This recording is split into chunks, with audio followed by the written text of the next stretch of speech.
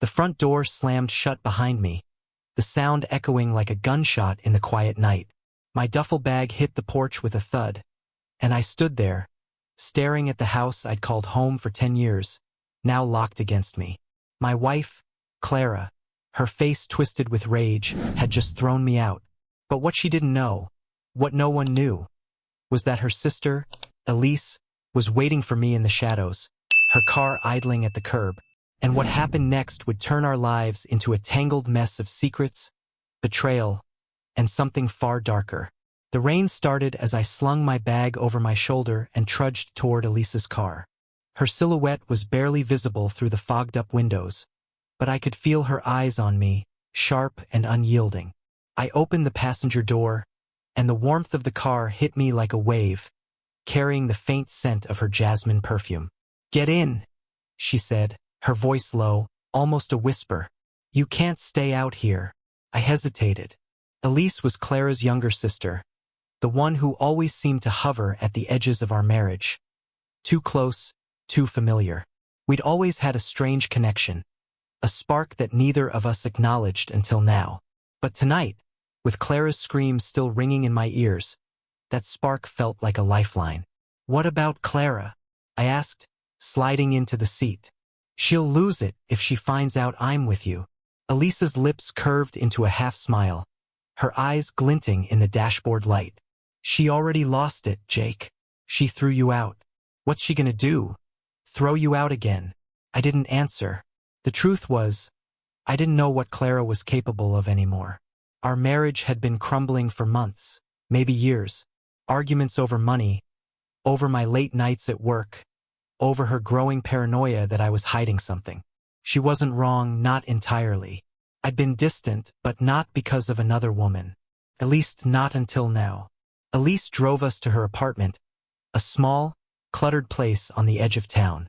It was a far cry from the pristine house Clara and I had built together, but there was something comforting in its chaos. Books stacked on every surface, half-burned candles, and a couch that sagged in the middle. She poured me a glass of whiskey without asking, her fingers brushing mine as she handed it over. "You don't have to talk about it," she said, sitting across from me. "But if you want to, I'm here." I took a sip, the burn of the whiskey grounding me. "She thinks I'm cheating," I said finally. "She's been saying it for weeks. Keeps checking my phone, my emails. Tonight, she found a receipt from that bar we went to last month, you, me, and Clara. She thought it was proof of something." Elise raised an eyebrow. "Proof of what?" "That we had one too many margaritas." I laughed, a hollow sound. "She's convinced I'm sneaking around. Said she can't trust me anymore. That's why she kicked me out." Elise leaned forward, her elbows on her knees. "And are you sneaking around?" Her question hung in the air, heavy with implication. I met her gaze, and for a moment, the world narrowed to just us. Her dark eyes, the slight part of her lips, the way her hair fell over one shoulder. I should have said no. I should have shut it down. But instead, I leaned in, and she didn't pull away. The next few days were a blur. I crashed on Elise's couch, telling myself it was temporary, that I'd figure things out with Clara. But every night, Elise and I grew closer. A shared glance turned into a touch into something more. It wasn't just physical. It was the way she listened, the way she seemed to see me in a way Clara hadn't in years. I told myself it was wrong, that I was betraying my wife, but the truth was, I didn't feel guilty. Not yet. Clara, meanwhile, was spiraling. She called me nonstop, leaving voicemails that swung between rage and desperation. "Where are you, Jake? You can't just disappear. Come home. We can fix this." Then, an hour later, "I know you're with someone. I'm not an idiot. You'll regret this." I ignored her calls, but Elise didn't. One night, I caught her staring at her phone, her face pale. "She knows you're here," she said quietly. "She saw my car outside the house that night. She's been texting me, asking if I've seen you." My stomach twisted. "What did you tell her?" "Nothing," Elise said, but her voice wavered. I didn't answer. "But she's not stupid, Jake. She'll figure it out." I wanted to believe we could keep this secret, that Clara would calm down and move on. But the next morning, I woke to a pounding on Elise's door. I froze, my heart racing. Elise was already up, her face tight with fear as she peered through the peephole. "It's her," she whispered. I stood, my mind scrambling for an explanation. But before I could say anything, Clara's voice cut through the door. "Elise, open the damn door. I know he's in there." Elise looked at me, her eyes wide. "What do we do?" I didn't have an answer. The pounding grew louder, and then, with a sickening crack, the door frame splintered. Clara had kicked the door in. She stood there, rain-soaked and wild-eyed, her hair plastered to her face. "You bastard," she spat, her gaze locking on me. Then she saw Elise, standing behind me in nothing but a t-shirt, and her expression shifted from rage to something else. Something colder, more dangerous. "You're sleeping with my sister?" she said, her voice barely above a whisper. "My sister. Clara, it's not." I started, but she cut me off with a laugh, sharp and jagged. "Don't lie to me, Jake. I can see it. I can smell it." She took a step forward, and I noticed her hands were shaking. "You think you can just walk away from me? From us? For her?" Elise stepped forward, her voice steady despite the tension. "Clara, calm down. Let's talk about this." "Talk?" Clara's laugh was hysterical now. "You're my sister, Elise. My sister. And you're screwing my husband."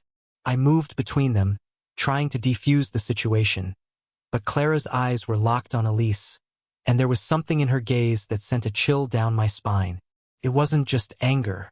It was something deeper, something unhinged. "Clara, let's go outside," I said, reaching for her arm. She jerked away, her hand dipping into her purse. For a split second, I thought she was going for her phone. But then I saw the glint of metal. "Clara, no!" Elise shouted, but it was too late. Clara pulled out a small, snub-nosed revolver, her hand trembling but her aim steady. "You don't get to do this," she said, her voice eerily calm now. "You don't get to take everything from me." Time slowed. I could hear my own heartbeat, the rain pattering against the windows, Elise's sharp intake of breath. I stepped forward, my hands raised, trying to talk her down. But Clara's eyes were fixed on Elise, and I realized with a sickening clarity that she wasn't going to stop. "Clara, put it down," I said, my voice shaking. "This isn't you. You don't know me," she hissed. "You never did." The air was thick with tension, every second stretching into eternity. I could see Elise's hands clenched at her sides, her face pale but defiant. Clara's finger tightened on the trigger, and I knew I had to act. I lunged forward, grabbing for the gun, but Clara was faster. She swung it toward me, and for a moment, I thought it was over. Then Elise moved. She threw herself at Clara, knocking her off balance. The gun went off, a deafening crack that echoed through the small apartment. I hit the floor, my ears ringing, my vision swimming. When I looked up, Clara was on the ground, Elise pinning her down, the gun skittering across the floor. But something was wrong. Elise's shirt was stained red, a dark patch spreading across her side. She gasped, her hands clutching at the wound, and Clara screamed, a raw, guttural sound that tore through the chaos. "Elise!" I scrambled to her side, my hands shaking as I tried to press against the wound. Blood seeped through my fingers, warm and slick. Clara was sobbing now, curled into a ball on the floor, the gun forgotten. "I didn't mean to," she whispered. "I didn't mean to." I fumbled for my phone, dialing 911, my voice barely coherent as I begged for an ambulance. Elise's eyes met mine, her breath shallow, her face pale. "Jake," she whispered, her voice barely audible. "There's something you need to know." Her words trailed off, her eyes fluttering closed.